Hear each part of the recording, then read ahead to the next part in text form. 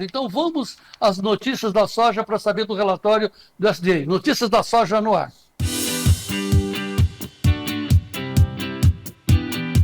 Notícias da soja com Vlamir Brandalize. Apoio Copavel, um show de cooperativa.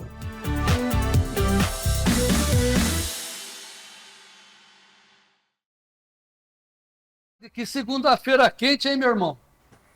Fala, João Batista, boa tarde a todos. O legal de fazer o programa ao né, vivo, João? sempre digo isso, por isso que a gente está aqui ao vivo agora, né? É que as notícias acontecem e a gente equilibra, troca o pneu descendo, né? Portanto, o relatório do USDA está saindo, nós trabalhamos, eles trabalham em acres, né? Nós em hectares, então tem que fazer essa transformação. Eles lá em dólar, nós aqui em reais. E aí o Vlamir tem, com seu conhecimento de soja, milho, trigo, etc., algodão, tudo isso para fazer essa transformação em alguns minutos, estar conosco aqui para dizer que foi um relatório muito positivo para a soja, né, Vlamir? Olha, João Batista, muito positivo, não, ele foi positivo, vamos dizer assim, é que hoje também tem o fator positivo China, né, João? Que está ajudando aí China e Estados Unidos, chegando num consenso aí de alguma coisa. Mas o USDA trouxe o primeiro relatório efetivo de oferta e demanda já 25, 26 e mostrou que a safra americana de soja vai ser menor e ele já cortou bem, né, a área plantada, né, veio com 33,77 milhões de hectares. Ele veio até um pouco abaixo que o mercado esperava, 33,8. Então isso é positivo, né, para a soja. Área menor de soja americana, China podendo voltar às compras nos próximos dias. O ambiente da soja de Chicago melhorou, João. Nos próximos dias nós vamos ver talvez o cavalinho encilhado voltando, né? Vai sair da tua cocheira e voltar para o mercado, hein? Então, o julho está 10,67, né? O Gleice está mostrando aí. Mas o que interessa para a gente é lá na frente. Setembro melhorou também? Tá todo mundo melhor, né? Você pega o julho aí, que nem aqui, o delay, ele tá dando quase 10 pontos de diferença. Então, o setembro tá já rondando aí perto dos 10,5, que é a posição mais fraca de Chicago. E eu acredito que o mercado agora, ele criou uma condição técnica, João, de trabalhar de 10,5 a 11 a janela, em cima de fator relatório de oferta e demanda do USDA, em cima de um quadro de China podendo voltar e devendo voltar as compras nos Estados Unidos nesses próximos dias. E a partir do momento que confirmar, João, compra chinesa de soja agora nos próximos dias nos Estados Unidos, isso vai dar o argumento aí para a soja tentar consolidar de 10,5 a 11 dólares a janela frente ao que estava antes, era 10 a 10,5. Agora, possivelmente, nós vamos trabalhar de 10,5 a 11. É benéfico, né? É benéfico para o mercado internacional, é benéfico para o mercado brasileiro. O ambiente melhorou, João, essa é a condição. Tá, mas tradicionalmente sobe Chicago, cai os prêmios aqui nos portos. Isso vai acontecer? Não está acontecendo hoje, né, Branda? O prêmio caiu pouco, né? Hoje, em relação à sexta-feira, está muito parecido. Mas os prêmios brasileiros, João, eles já estão mais baixos que os americanos. Então não tem muito espaço de cair demais, né? Porque você pega o prêmio curto aqui, o maio e o junho, aí a posição mais curta, vamos dizer assim, nós estamos com um prêmio aí de 20, 25 pontos. Lá em Chicago é 60, 70. Você pega o prêmio ali do julho, aqui o comprador quer pagar aí 45, 50. O prêmio americano, ele está em 80, 90, ou até acima. Então, os prêmios já estão baratos aqui também, né? Nós já tivemos prêmios maiores que os americanos, mas agora os prêmios já estão menores por aqui. Tá, quando os prêmios estiveram bons, a gente falava, olha, pegue os prêmios nos portos. Tecnicamente, como é que se pega o prêmio no porto? O produtor vai vender soja no porto? Não, né, Vladimir? Como é que faz? Olha, João Batista, tem que entrar em contato com as trade, com revenda, todo mundo que opera mercados e fazer a fixação do prêmio. Geralmente quem faz os prêmios, fixações, são as trade, né, João? Daí o produtor pode garantir, porque o produtor, ele pode garantir com a trade a fixação do valor de Chicago, a fixação do prêmio e a fixação do dólar, tudo em separado. Então ele pode fazer as operações tudo em separado e daí ele monta o preço final ali, quando ele fechar todos os níveis, para receber em reais quanto que der, né? Mas já teve momento que o pessoal fez prêmio a 100, 90, 85, teve algum momento de pico, deu 110. Agora os prêmios estão entre 20 e 60, 70 no máximo, João. Então metade do Tá, que mas foi antes, né? reafirmando, ele liga direto na Bung, na Cargill, na Amage, essas coisas, ou ele pode falar com a sua corretora, né, com a revenda, também que mais?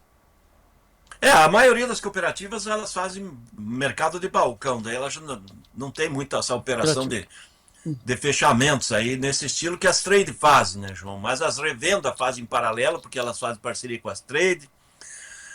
Corretoras pode ser um caminho também, né, do produtor fazer a operação. Ou diretamente na trade que ele negocia, né? Muita gente faz os negócios direto com as trade, né? Não vamos nem citar os nomes delas, mas umas 4, 5 empresas gigantes As que temos aí tradicionais. no mercado global, né?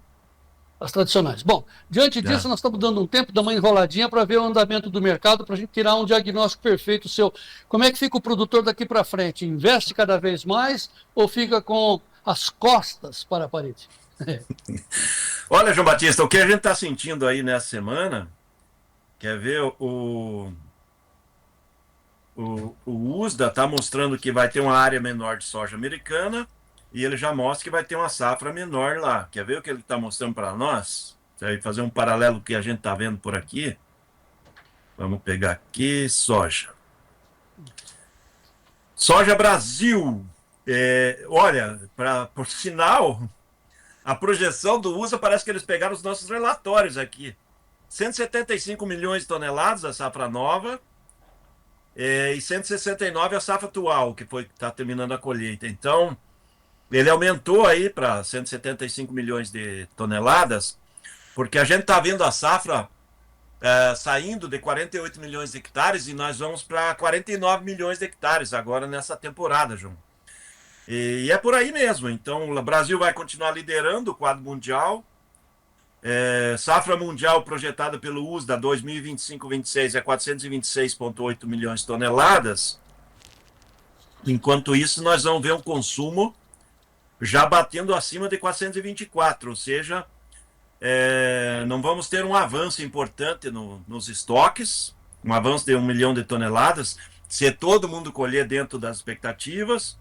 Vamos ver o que ele trouxe aqui para a Argentina. Argentina, com relação à Argentina, 48 milhões e meio de toneladas, a projeção da safra nova. Paraguai, 11 milhões. China, 21 milhões. E China importando 112 milhões de toneladas de soja em grão. Ela está com a projeção desse ano de 108, João. Eu acho que agora, com a liberada aí, o acordo com os Estados Unidos, eles vão importar mais que 108 milhões, que é a projeção do USDA, porque esses dados do USDA são já da semana passada, retrasada, eles não levaram em consideração esse acordo de ontem, né? E provavelmente a safra nova, 25-26, a China passa de 115 milhões de toneladas importadas, João, porque esse acerto, ele também ajuda, sabe o que vai favorecer? Nas últimas semanas, teve muita gente apontando que a China estaria buscando alternativas de produtos para usar em ração, para diminuir a dependência da soja. Porque se a guerra comercial continuar, certamente a soja americana ficaria muito cara, e o Brasil não tem a soja suficiente para a China. E agora, com a liberdade dos negócios voltando ali entre China e Estados Unidos, e essa condição de safra mundial aí que atende a demanda, tá tendo uma boa safra, vamos dizer assim, projetada, e o mercado trabalhando aí de 10,5, 11, 11,5, 12 em algum momento, ele é totalmente viável para os chineses continuarem comprando muita soja e, ao mesmo tempo, trazendo apelo de demanda crescente, né, João? E é isso que dá fôlego para a indústria, para a China, seguir comprando soja americana e brasileira, que vai ser o principal, né, João? Muito bem, olha, os afortunados assinantes do Clube do Tempo e Dinheiro estão recebendo informações em tempo real, feitas pelo editor Giovanni Lorenzon, que está comparando os dados, e também a Carla Mendes, lá no Notícias Agrícolas, como sempre, dando um show de informação, tudo up to date, né? Tudo em cima da lata. A Carlinha está dizendo lá no Notícias Agrícolas que a produtividade da soja americana, Branda, saltou de 56,82 sacas por hectare, 56,82, para 58,85. Isso poderia pressionar os preços, mas, no entanto, os estoques americanos estão apertados e a China vai importar, no mínimo, 112 milhões de toneladas. Você calculou até 115, então é muito mais compras da China. Essa acho que é a manchete, e a Carlinha está perguntando. Dessa forma, a safra americana não pode quebrar. Senão, aí dá pânico, né? O preço explode. É isso, Bruno? Se tiver algum problema climático agora nas próximas semanas, que agora a safra americana está avançando com o plantio acelerado, né, João? Certamente nós vamos furar o $11. Aí daí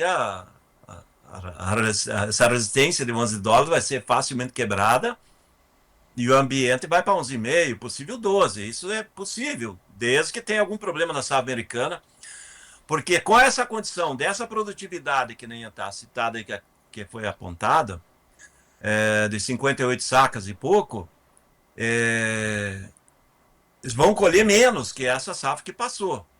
Então já é uma safra um pouco menor. E se a produtividade descer um pouco, certamente a queda vai ser maior ainda. E aí vai deixando cada vez mais o quadro americano mais apertado, né, João? E temos que levar em consideração, porque a política do Trump é de estímulo ao uso maior de biocombustíveis também, né, João? E biodiesel com óleo de soja, etanol com milho.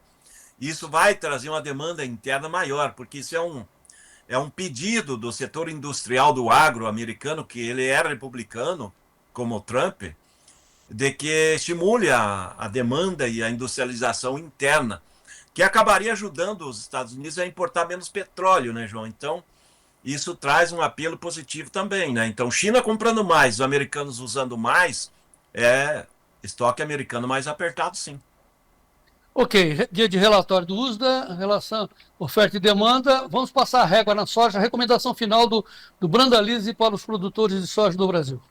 Olha, João Batista, nos próximos dias vamos ter cavalinho encilhado aí pro pessoal. Fica de olho aí, terça, quarta, quinta, porque estamos numa semana que agora esse acordo China-Estados Unidos, ele traz uma calmaria dos mercados, né?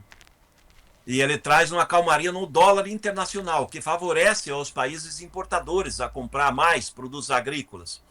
Só que isso é no mercado internacional. Agora o mercado vai começar a olhar a questão econômica interna, por causa que dólar Brasil, ele olha até externo, lá fora vai estar uma calmaria.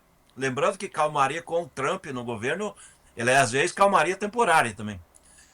E agora vai começar a olhar mais internamente. E olhar internamente é o pessoal olhar para Brasília, né? Como é que vai fazer para pagar as contas? Como é que vai fazer para pagar os velhinhos do NPS e do INSS, né, João? E automaticamente isso pode trazer movimento cambial também. E hoje, por exemplo, o mercado de manhã, o dólar estava 0,6% de alta, né? Pega Chicago em alta, dólar em alta, fôlego positivo por aqui, né? Para fechar o dia. Mercado de Porto aí estava pagando até agora há pouco R$3 a mais. Eu acho que agora à tarde vai pagar uns R$4 a mais no Porto. E é mercado de valorização no balcão. Por isso que a gente diz, essa semana talvez seja aquela semana de cavalinho encilhado. Semana passada foi ruim porque o pessoal precisava vender, tinha que pagar a conta. Essa semana é um pouco menor a pressão de oferta, mas é demanda e possibilidade de valorização da soja.